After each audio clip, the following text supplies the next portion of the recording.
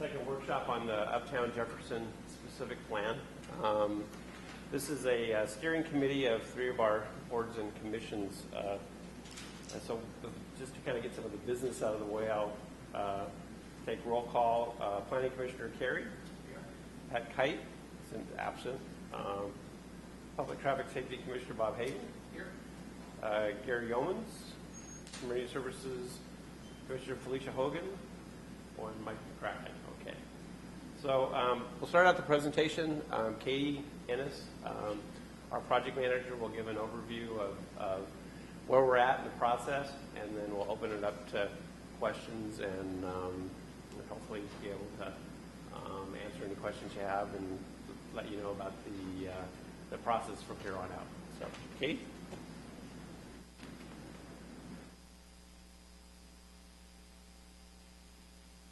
Thanks, Patrick. Skip through a couple of these slides here.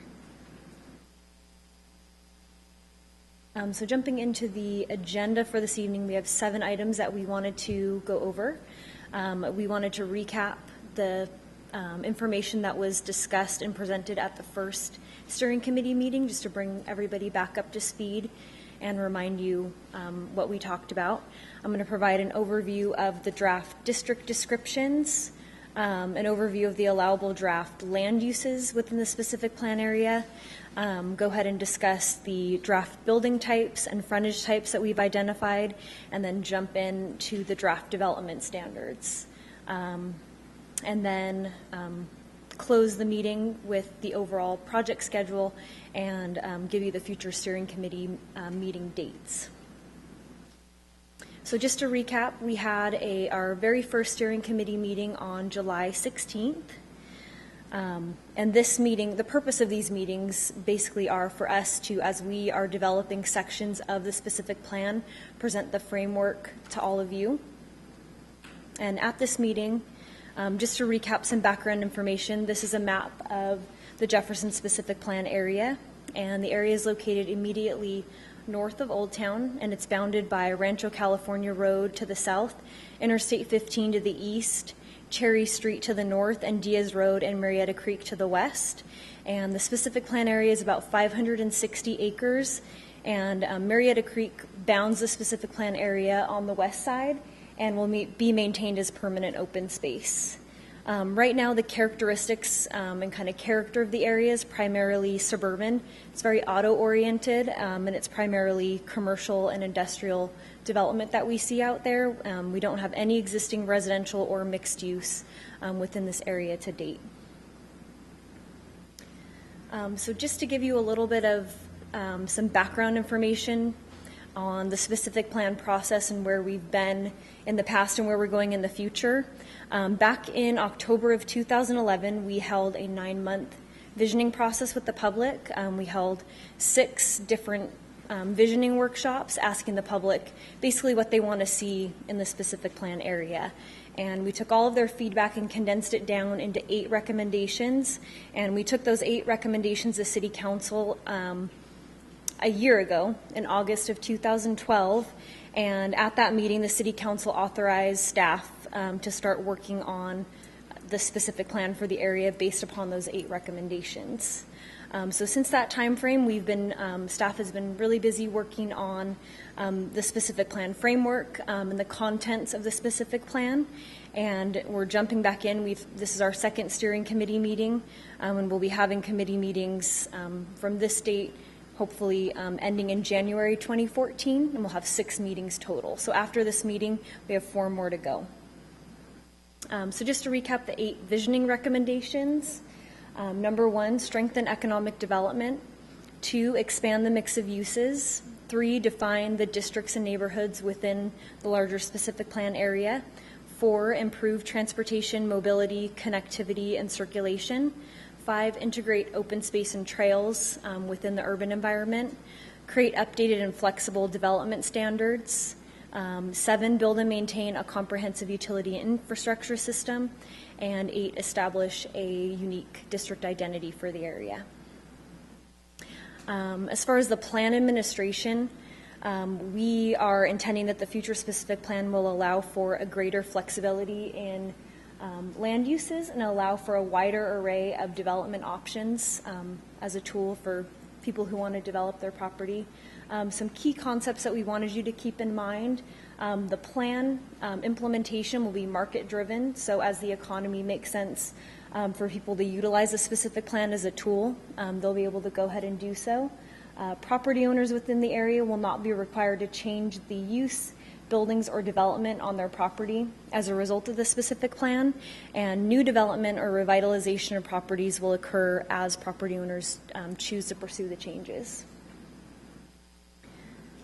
So this is a table showing the specific plan build-out capacity over the next 30 years. On the commercial side, we're expecting about 2.2 million square feet, and on the residential side, about 4,600 dwelling units, with total development potential of 11.8 million square feet. So this district map was unveiled at the last visioning workshop. We preliminarily identified 6 different districts, starting from the south, the Uptown Hotel and Tourism Center. Moving north of that, the Creekside Village, Uptown Arts, which borders Marietta Creek, the Uptown Center, the Uptown Sports District, and the Marietta Creek Recreation and Open Space District. And so tonight, we're going to be going into a little bit more detail as to what land uses and development standards that you might see within each of these individual districts. As far as a land use mix, we are anticipating residential and mixed-use development to be permitted throughout the entire specific plan area, with a residential density range of 20 to 60 dwelling units per acre. So moving along to the draft district descriptions, starting with the Uptown Hotel and Tourism Center. This district is anticipated to be the primary visitor and tourist serving district. Some anticipated land uses in this area include hotels, convention and meeting spaces, restaurants, entertainment-oriented uses, and urban residential units, kind of building on the existing hotel cluster that exists in this area right now. Residential units are anticipated to be configured above ground floor commercial in a mixed-use configuration with the target density at 45 dwelling units per acre. And as far as the building heights that we're anticipating here, we're looking at a range from 3 to 8 stories, and 4 stories is our target, so developers would be able to construct buildings up to 4 stories by right. And the only exception to that would be if somebody wanted to come in with a full-service hotel with a large convention space, they would be permitted to go up to 8 stories by right. Jumping into the Creekside Village, this district we're anticipating to be a walkable urban residential neighborhood located immediately adjacent to Marietta Creek and the future trail. And the land uses here we're anticipating primarily residential, but also looking at neighborhood serving mixed use, so maybe barbershops, dry cleaners, a small cafe to support the residential units that could potentially be developed in this area. Residential projects, we're anticipating that they could be fully residential, so maybe an apartment building or a townhome, or residential units can be configured above ground floor commercial. And again, the target density here is 45 dwelling units per acre. And the building height that we're looking at is a range from 3 to 5 stories, and again, 4 stories is the target by right. The Creekside Village commercial overlay is located, if you can see on the map, kind of the hatched area on the eastern boundary of the Creekside Village District, adjacent to Jefferson Avenue. And this area is a little bit different than just the overall Creekside Village District because we're anticipating ground floor commercial development along Jefferson to kind of capitalize on the views along Jefferson Avenue, and then also when people are traveling along Interstate 15. And fully residential projects would not be permitted within this commercial overlay, so we wouldn't allow for ground floor residential, but again, residential could be constructed above ground floor commercial. So the Uptown Arts District, kind of in the middle of the specific plan area, we're looking at this to become a vibrant and eclectic cultural arts district. with convenient access to Marietta Creek and the future trail to the west. And in this district, we're anticipating a myriad of arts-related uses, so art galleries, artist lofts, artist workspaces, performance venues, live-work units, and urban residential. And again, on the residential side, you could potentially have a fully residential project or residential units above ground floor commercial. And as far as the live work, we're looking at requiring the work portion to be on the ground floor. And again, the target density is 45 dwelling units per acre, and the building height ranges from 3 to 5 stories, with 4 stories by right as the target.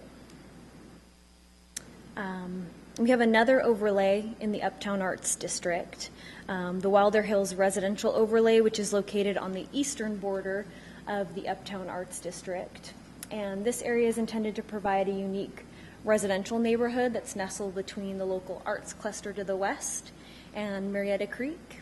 And we are anticipating that development in this area will be oriented toward the creek and toward the trail, and will provide unobstructed views to the hillside to the west. And this will be a fully residential district with a total target density of 45 dwelling units per acre. And the residential is anticipated to be kind of low to mid-rise. We're targeting right now 2 stories as the recommended minimum and 3 stories as the maximum. In the Uptown Center, this district, we are anticipating to be the urban core and the employment hub, so focusing on a combination of jobs and residential within this area. Some of the anticipated land uses include commercial retail, office and employment-related uses, urban residential units, and live work. And in this district, we anticipate a mix of fully residential or residential units that are integrated into a mixed-use project. And again, live work would be permitted in this area with the work unit on the ground floor. And we're also targeting 45 dwelling units per acre.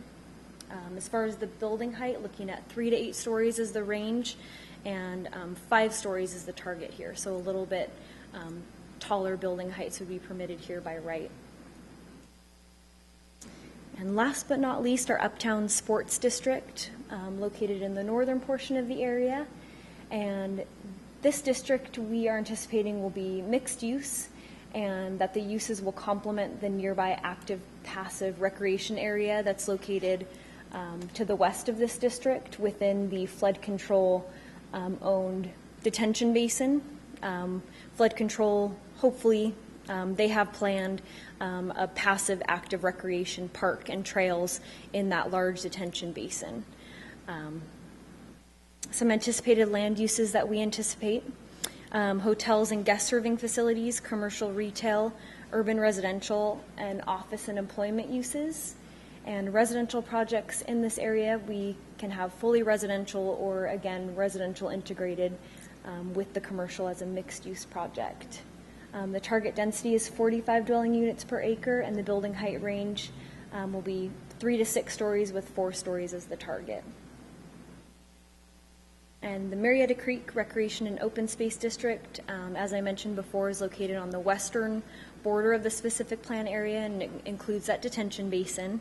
And this area will become an active passive open space and a regional recreation amenity for the area. And so we're anticipating trails and trailheads, active passive park facilities, sport courts, so maybe basketball courts, tennis courts, soccer fields, and picnic areas.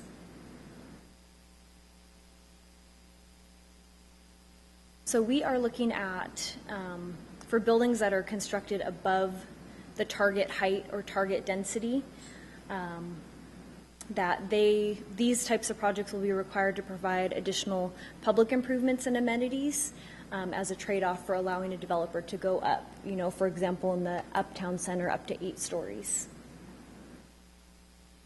So jumping into the allowable land uses, this is the draft land use matrix that we've come up with, and as you can see on the left-hand side, we have a listing of the various land uses that we anticipate within the specific plan area, and then along the top, an abbreviation of each of the districts. And so in this matrix, you can tell if a land use is going to be permitted, conditionally permitted, or not allowed within a given district. So a P means the use is permitted, a C means that it's conditionally permitted, and the little dash line means that the use would not be permitted in that given zoning district. And so you probably notice that this is a condensed list of uses in comparison to the various uses that are existing out in the specific plan area right now, which kind of leads me to our next point that I know is important to many people in the room. How will the plan address legal nonconforming land uses? And the plan will state that if an existing land use or business is no longer permitted under the new specific plan zoning, that the land use or business will be permitted to continue as a legal nonconforming use, and that use would be grandfathered. The plan will also state that if an existing legal nonconforming land use or business is discontinued for a continuous period of 180 days or more, that the use would not be able to be reestablished, and it would no longer have its grandfathered status. In the draft building types, we've identified 8 building types preliminarily that will be allowed within the specific plan area. So we have the duplex, triplex, quadplex, the mansion apartment, row house, residential stacked flats, courtyard building, commercial block, and tower over podium. And the duplex, triplex, quadplex is just to kind of define what these building types are. It's a building that's configured into 2, 3, or 4 separate attached residential units that are architecturally presented as a large house in a typical neighborhood setting. And this building type would be permitted in the Uptown Arts, Wilder Hills residential overlay, and in the Creekside Village district. Mansion apartment is a building that gives the appearance of a large house from the street, and it usually consists of 3 to 6 side-by-side and or stacked dwelling units, typically either with one shared entry or individual entries along the street.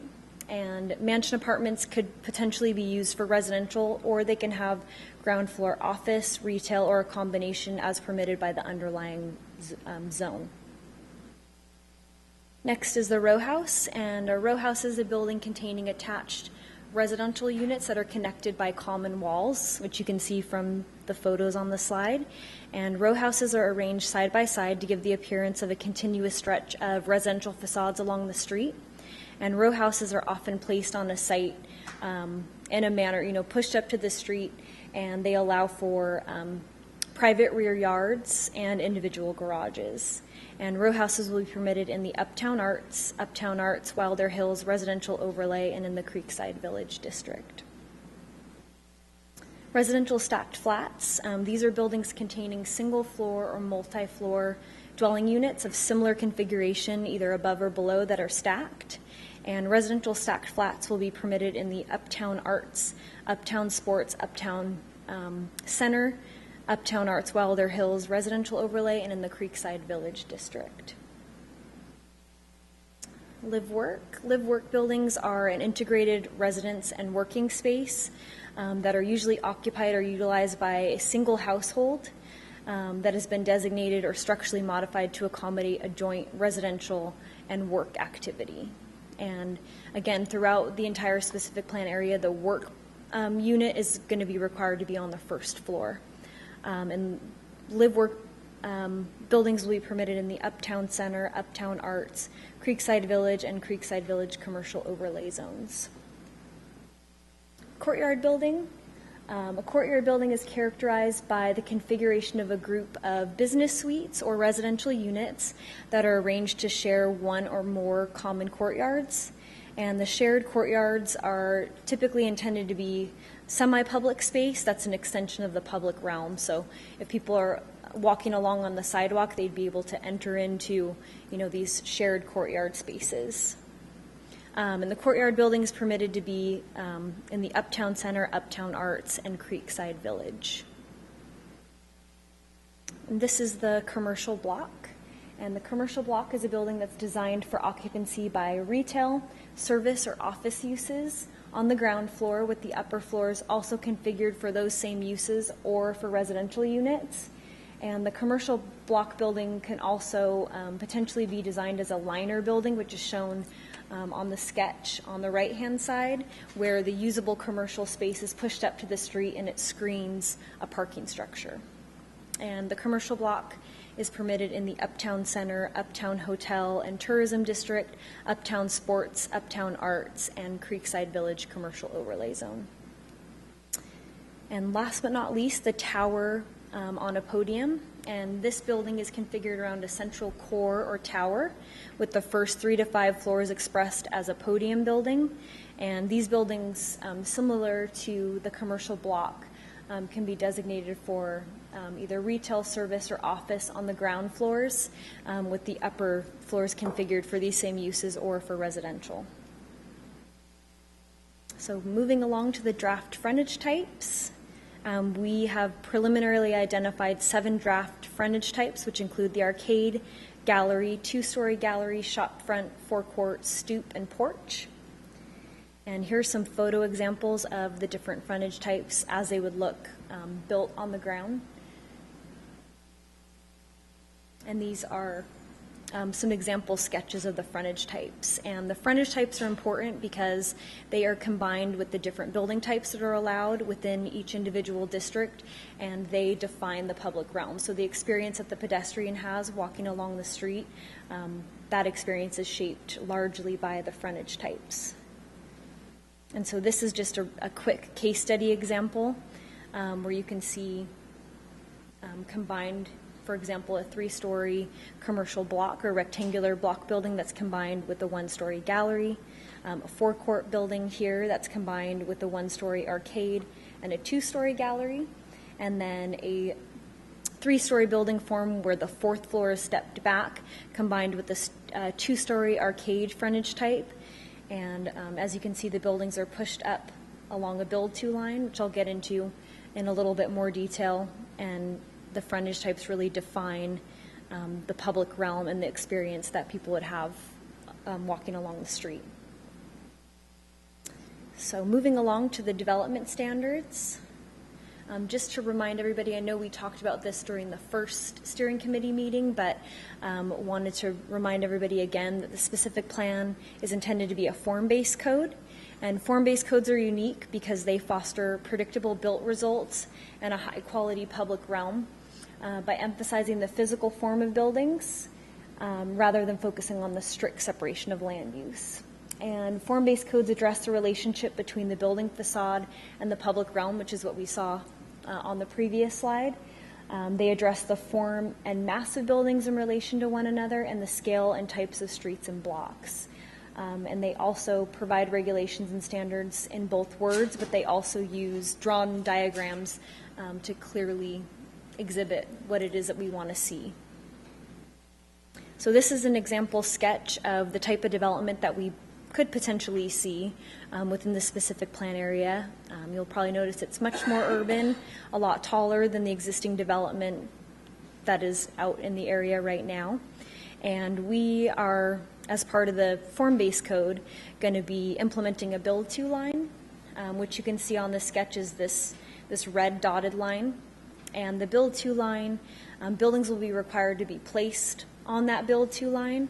And right now, the build-to line is 10 feet behind the property line. And this is just a site plan example, again, of the build-to line concept. And on the site plan, all of this area that's grayed out is the buildable area, so you're able to put a building pretty much anywhere within this grayed out portion on the site plan. But then again, as you can see along the streets, we're requiring 10 feet from the property line for buildings to be placed along the build-to line along the street. And then 0 lot line in the rear,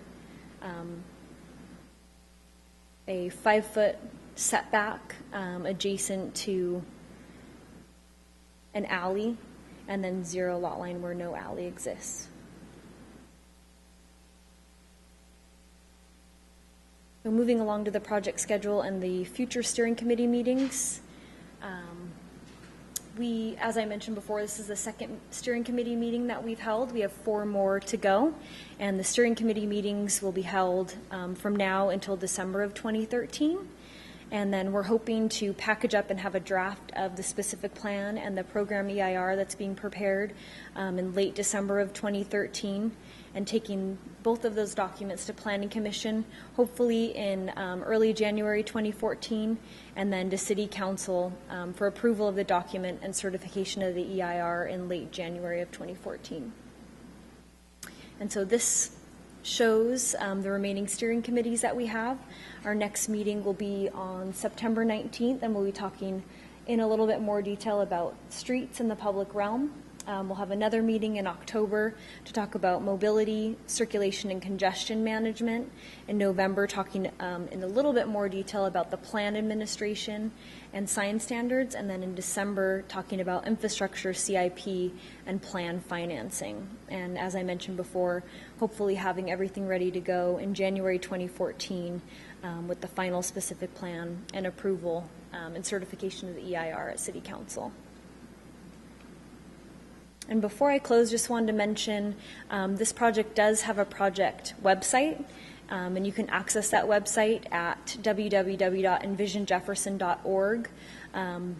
This is a place, if you miss a meeting or you want to see the PowerPoint presentation again, we'll be posting the meeting agenda, the PowerPoint presentation, and a video of every steering committee meeting on the website. And you can also submit comments via the website as well. So I encourage you to check it out. And so with that, that concludes my portion of the presentation, and staff's here. We'd be happy to answer any questions that you may have.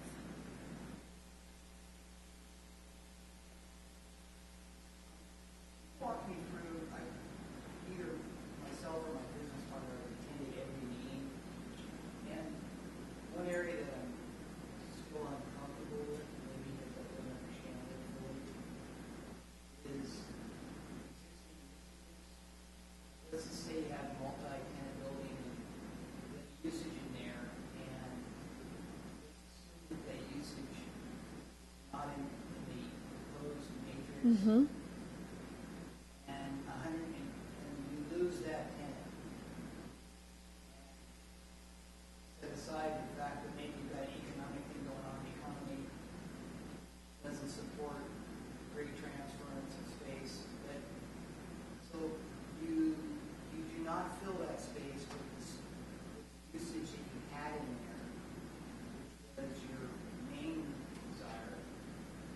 From 180 days, now have a building that has a space in it, potentially not be filled because site is, or the space is set up or fixturized for that usage. So how does that really work with keeping a space filled and not having an empty building or a building that you can't, how do you fill that space? That's a good question. I mean, it's a huge, huge thing here in my mind because I've been around in town 35 years and I love the Jefferson corridor division. I was really involved in Old Town. And we don't have a redevelopment agency anymore. We don't have an instrument to fund projects.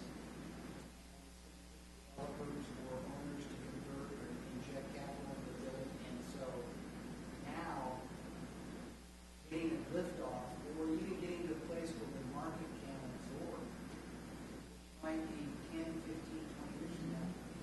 That concerns me not by way of being resistant, but by way of trying to operate. That's kind of, I think that whole area needs really, really more attention. I know we're in the preliminary stages still, but Katie, can you put up the matrix again? Uh-huh. I had a similar question, and that dealt with damage. Takes Let me answer his gentleman's questions first. I think the you're correct. If you look at the there are some uses which are basically more heavier industrial uses. a lot of the heavy auto repair uses, which are that are in the district right now, that under the new plan, if it were adopted by the council, it would be they would be legal nonconforming as proposed. However, most of these zoning districts allow a variety of commercial uses and retail uses. So even though you may have let's say you have an auto repair business in a space, and they may not, and we do allow auto service with light under what's being proposed. We do allow that with a conditional use permit, which is consistent with what the code allows now. But if let's say you're having an auto body shop, that over time, the plan as proposed is designed to phase those types of uses out. However, there's a variety and a multitude of other uses that are permitted in the specific plan: retail, commercial, some industrial, that would be allowed to continue in those spaces. So if you were to you may have one business that goes out, but there's other businesses that could go in that would still be consistent with the specific plan. Now, the issue of nonconformity is always a challenge in any land use document. The legal nonconforming language that we're proposing is essentially the same legal nonconforming language that's in all of our land use documents in the city, both our development code and all of our specific plans. I think as we go through this process, we'll be discussing that at the workshops, Planning Commission, City Council. That this is just a first blush of what the proposed plan is. And we can discuss that further. But there is, if I'm not going to sugarcoat the fact that if you're trying to move a plan in a certain direction, at some point there's going to be a transition from one set of land uses to another. So our objective is not to have vacant buildings in the district. That's not going to benefit either the property owner or the city. So I think the plan as proposed allows flexibility in terms of retail uses that could go in that space. It doesn't say that it's so specific to a particular use. That's why, as Katie mentioned in the beginning, we've created a series of broad land use categories that allow us, instead of trying to list out every specific use that would be permitted, we've created more general categories where things will work with property owners to try to see that they can get someone in to a space so there's not a vacancy. But there are going to be those instances where you have a particular use that over the long term is not, in order to move this vision for the plan forward, it's not really going to meet that criteria. So at some point there'll have to be that transition. Was that 180-day deal just special for it, or is that open? Well, this is just, we're in the discussion point right now. Ultimately, that has to be, the 180-day is a traditional legal nonconforming statute. That's a statute that we have in the city right now. And all of our, the existing zoning in this area has that 180-day nonconforming clause. Areas of that are going on? No. I thought there was a provision that allowed the increase. No. But as you have the codes right now, you have conforming uses with it. So it's a lot easier to have someone file a business plan or a business license that's in existence. Here you're changing the business. Industrial in some cases. Yeah, this is a lot different than Old Town, because Old Town is predominantly commercial. This area has some industrial areas that the zoning that's being proposed is more residential, commercially oriented, and moving away. Now, light manufacturing is allowed in certain districts, and it's by right. in the Uptown Arts District, which is really the primary industrial space, which is Enterprise Circle, those areas over there, that would still be allowed.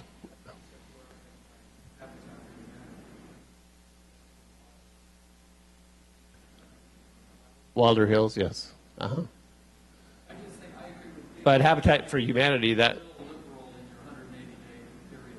okay, and we'll take that into consideration. I've got to look at this, it can take 3 years. Okay. I agree with you.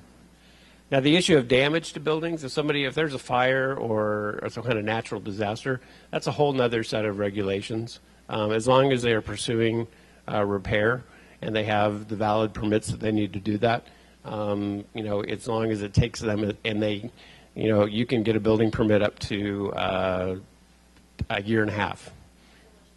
Exactly, yeah. I don't see self-storage on there. That would be, what we're proposing is that would not be a permitted use. So.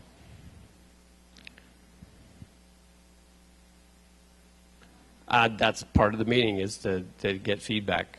So, yeah.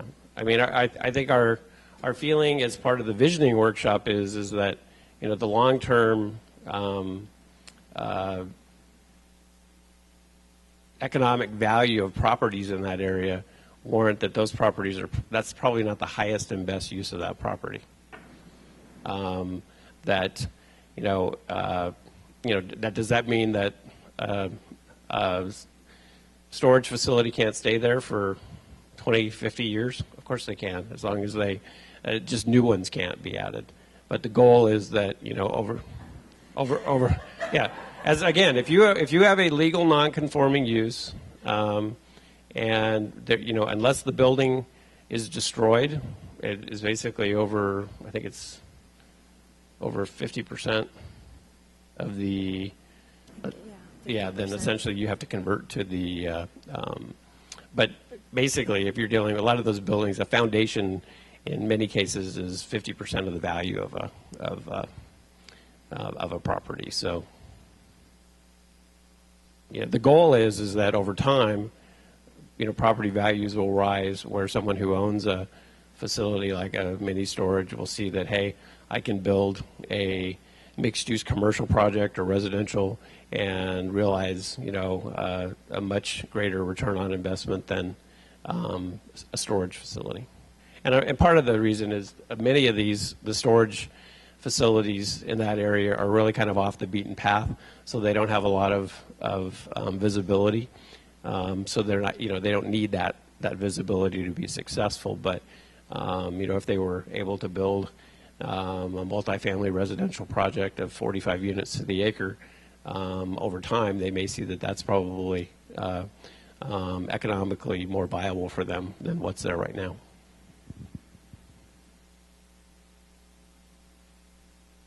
What I also noticed was the changes the landscape on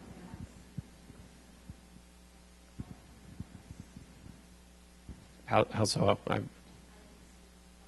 saw properties or new buildings up to property lines, so they're, and now we have what, 2022.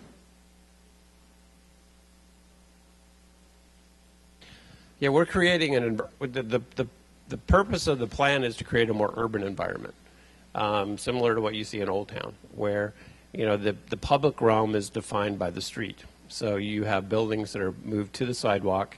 Your landscaping is essentially street trees and more urban landscaping. The residential projects will have landscaping, but it'll be internalized to those projects. So the development patterns that in order to achieve the kind of densities that were discussed in the visioning process, is you really can't, if you do 20% of your property as landscaping, you're looking at more suburban development, similar to what we see on the other side of the freeway. I was just surprised that it changes so they look totally different than what it does right now. We were looking for more enhancements, I thought, when we started this project, and now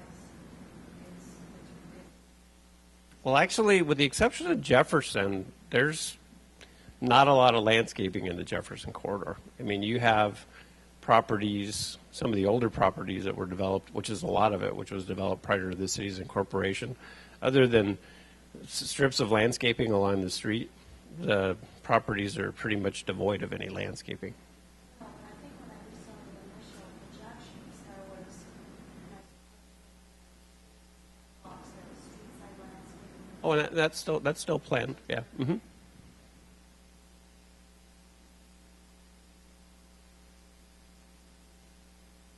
I think that tonight's meeting was to talk really about development standards. We'll be getting into, at a future meeting, design guidelines, which will talk about landscaping, building architecture, things like that.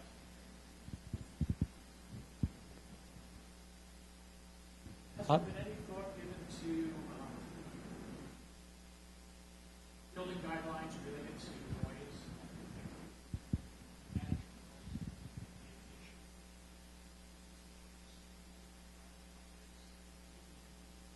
A sports park could be used for residential.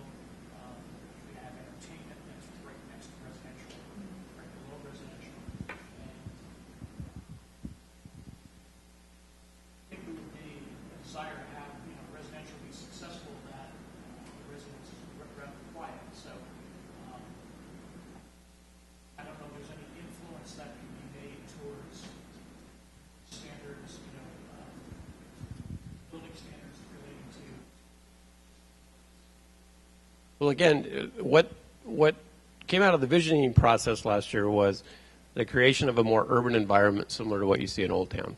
And as you've seen in Old Town in the last 10 years, there's been an increase of residential development down here, as well as an increase of commercial and restaurant, retail, entertainment. It's an urban environment, so people that are be moving to this area will understand that it's not the same as living in a 100% single-family residential neighborhood. So we already have the noise standards in place that will address that. Things such as outside entertainment is not allowed. That's one of the things that we implemented as part of the Old Town Specific Plan update, because what we found was with the increases of residential development in Old Town, which was encouraged in order to support the retail businesses, having 10, 15 different restaurant establishments having outside entertainment, it was getting kind of crazy down here. So the council made the decision that we want to encourage live entertainment, but it needs to be conducted inside of a building. The sports park, I mean, we have examples of, we have two major sports parks in the city that are surrounded by residential. Both Wolf Creek, or Pat Birdsall Sports Park, and the Ronald Reagan Sports Park, as well as the Harveston Sports Park. So what we want to do in this plan, and hopefully will be an improvement over some of the other parks in the city, is that these developments will not necessarily turn their back on the park, but they will face out onto the park. So there's not only from a safety standpoint, but also from an interactive standpoint. But definitely, I think the reality is that we have we're a predominantly suburban neighborhood with single-family 80% of our housing stock in the city is single-family residential. Traditionally, or not traditionally, but typically, in California, the split is about 60-40, 70-30, so we're heavily based on single family. What we've tried to do with Old Town, and I think what we heard through the visioning process and what we're trying to achieve here, is to create an additional housing type that is not found in the valley, that will serve singles, couples who don't have children, empty nesters, people that don't necessarily want to have, they don't want to own a condominium, but they don't want to have a large house with a yard. So it creates a variety of housing types in the city, but coupled with that is that if you're moving into the Jefferson area or you're moving into Old Town, you understand that it's an urban district. It's going to be a little bit more noisy than if you're over in Harveston, but I think that's one of the things that we find in Old Town is that attracts people because they want to live in that kind of an environment.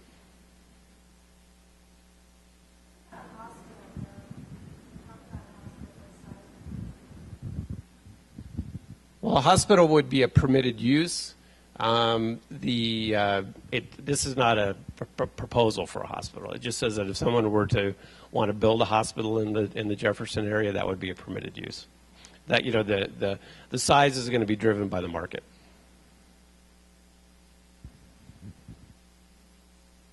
Now we do have in the north end of Jefferson, Kaiser has a facility there. At one point they were looking in the area. They ultimately chose a property in Murrieta. But if a large hospital developer were to identify a site, that would be something that I think the city would encourage because not only does it generate jobs, but it would also have benefits to the surrounding businesses as well. But there's no specifics as to anybody who's expressed any interest. Yes, sir. Marketing this to outside of the area, attract capital, attract investors and businesses. Well, do you want to talk about the developer forum that we held? Sure. Back in June, we had a developer focus group meeting, and it's interesting that you bring that up because they actually said that it would be important for us to start marketing and getting this plan out to the development community. And so they recommended, maybe talking at the Urban Land Institute or contacting more local developers to kind of let them know that this plan is coming and will be approved and could potentially give them some opportunities. At that workshop, we actually had 4 developers that had developed in similar mixed-use environments, and they basically critiqued the plan, the draft plan at that point, and kind of gave us some feedback as to things that they thought that we should look at. That meeting was attended by about 30, 35 people. The majority of the people that were there were brokers, and they indicated that these are the types of land uses that they see in the area. Again, this is if the plan's adopted, this is not something that's going to happen overnight. It's a 30-year land use plan, and that's what it is. It's a zoning document. It's going to be market driven. So it's not, we're not proposing any specific type of development. What we're creating is, with the adoption of a plan, is a land use framework that would allow developers to come in and develop to the plan. But marketing is a huge component. As Katie mentioned, going to Urban Land Institute, other ICSC, which is a commercial organization that promotes shopping centers and office development. Actually, the city will be attending one in San Diego next month. So marketing the city, including Jefferson Corridor. So the developers that came in that felt that this was economically feasible, that it would maximize the revenue to the landlord developer with rents and occupancy? They did. They felt that, again, as if you remember back last year when we held the visioning workshops, we hired an economic firm, Kaiser Marston, who actually did a market study for us that looked at the types of land uses that we were talking about with the attendees at the meetings last year. Basically, we don't want to recommend a plan that gets adopted by the council and it just sits on the shelf. It has to be something that is feasible, that somebody's going to want to build to. Is the intensity of development going to happen, in the next 5 years? Probably not. What the market study showed us and what the developers confirmed is that you'll probably see quite a bit of residential development. That'll be the first thing that happens. We're experiencing this right now in Temecula. we are running out of residentially zoned property for development. If we had more vacant land, or we had land that was available for apartments or condominiums, people would snap it up and start development. So creating zoning opportunities in this area, that's probably going to be the first wave of development. The other land use that is successful right now and that there appears a room for growth is in the hotel market. Working with our Visitors and Convention Bureau, Thursday through Saturday, it's virtually impossible to get a hotel room in this area. They are working with the hospitality community and the business community to try to develop that through the week. Kaiser Marston did an absorption study, and they found that we could support, another 1,500 to 2,000 hotel rooms in this market right now. So over the next 5 to 10 years, they see that happening. The commercial and office development is probably going to lag because right now there's a high vacancy rate for office. The commercial market has stabilized. A lot of our vacant spaces have now started to fill up at very low rates. That's correct.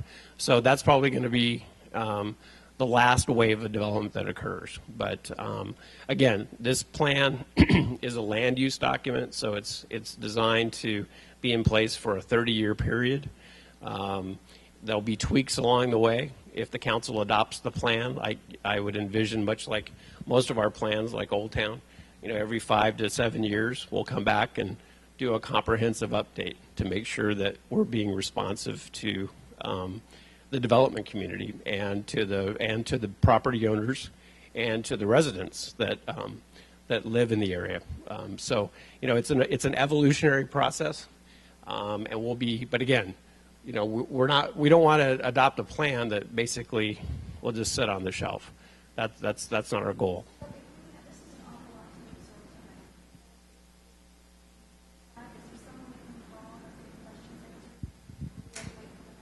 No, not at all. Katie, myself. Call me, email me, absolutely. Mm-hmm. And then, like Katie said, the PowerPoint will be on the website. Anytime during this process, if you want to come in and meet with us, talk to us on the phone, the more input that we get, the more we can refine this plan. And again, we're in the very early stages of development of this plan. So we wanted to, this issue of nonconformity, we wanted to address this head on. That's why we brought it up, early on in the process. That's always an issue that comes up when you're dealing with a land use plan like this. And it's understandable. The concerns that have been raised tonight are legitimate. And as we go through that process, hopefully we can work through those and to reach a consensus on that.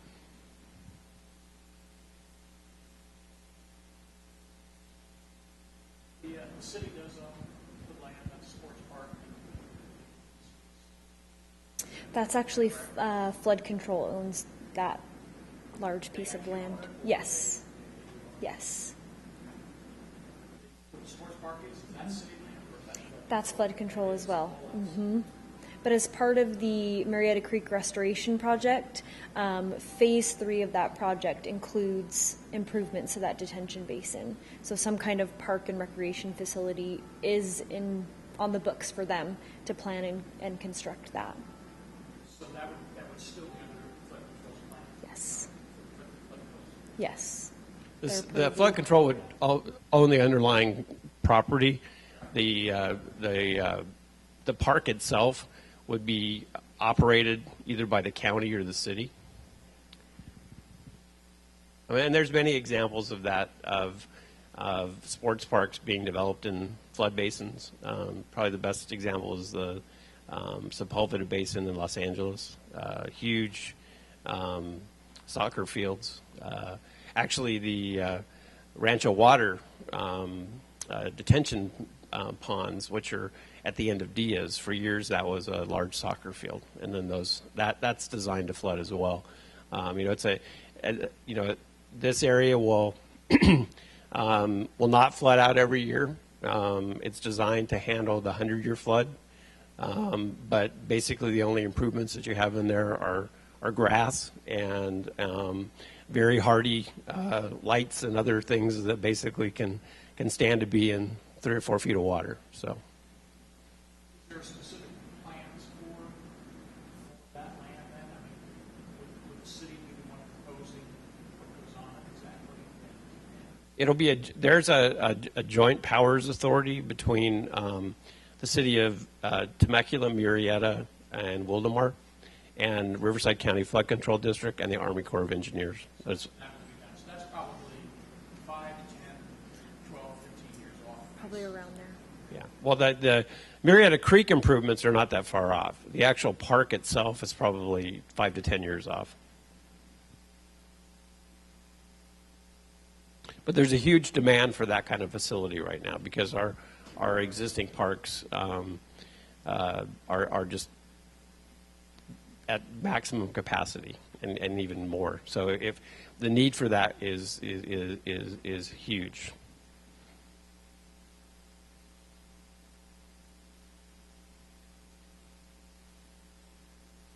Any other questions? Well, great. Well, thank you. I appreciate you all coming tonight again.